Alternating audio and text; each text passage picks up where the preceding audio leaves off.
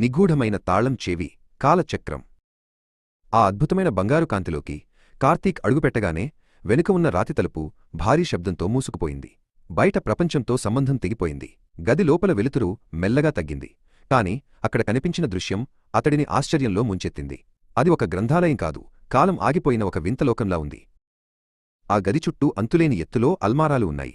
కాని వాటిలో పుస్తకాలకు బదులుగా వేల సంఖ్యలో మెరుస్తున్న గాజు గోళాలు ఉన్నాయి. ప్రతి గోళం లోపల ఏదో ఒక దృశ్యం కదులుతున్నట్లు కార్తీక్ గమనించాడు.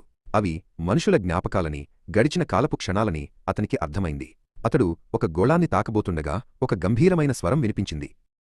ఆ జ్ఞాపకాలను ముట్టుకోకు కార్తీక్, అవి నిన్ను నీ ఉనికినే మరిచిపోయేలా చేస్తాయి అన్నాడు ఒక వ్యక్తి. కార్తీక్ ఉలిక్కిపడి పక్కకు చూశాడు. అక్కడ ఒక వింతైన వేషధారణలో ఉన్న వ్యక్తి నిలబడి ఉన్నాడు. అతని పేరు భైరవ. భైరవ కళ్ళు లోతుగా శతాబ్దాల అలసటను చూపిస్తున్నాయి. అతను ఈ రహస్య గ్రంథాలయానికి అసలైన కాపలాదారుడు. సోమయ్య ఎక్కడా? ఆయన ఇక్కడే కదా ఉన్నారు అని కార్తీక్ అడిగాడు.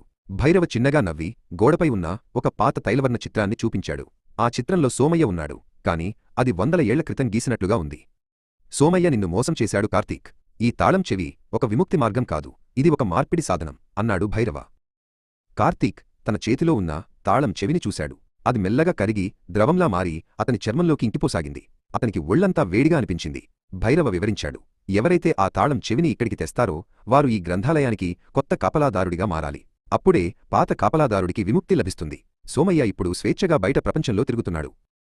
నేను ఇక్కడ బందీగా ఉండలేను, నన్ను బయటకు వెళ్లనివ్వు అని కార్తీక్ కేకలు వేశాడు.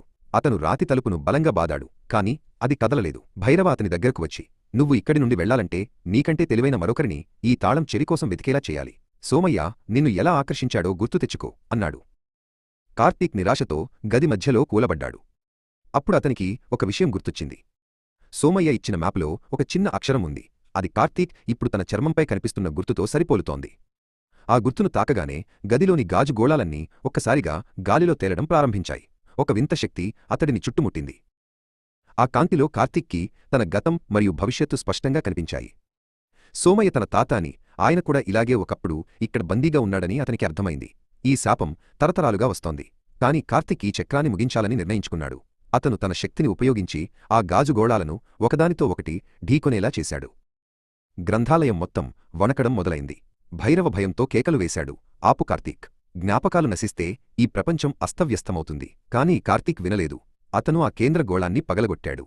ఒక్కసారిగా పెద్ద విస్ఫోటనం సంభవించింది. చీకటి కార్తీక్ను మింగేసింది. కార్తీక్ కళ్ళు తెరిచి చూసేసరికి అతను ఆ పాత వస్తువుల దుకాణం ముందున్న వీధిలో పడి ఉన్నాడు. దుకాణం అదృశ్యమైపోయింది. అక్కడ కేవలం ఖాళీ స్థలం ఉంది. అతని చేతిపై ఉన్న గుర్తు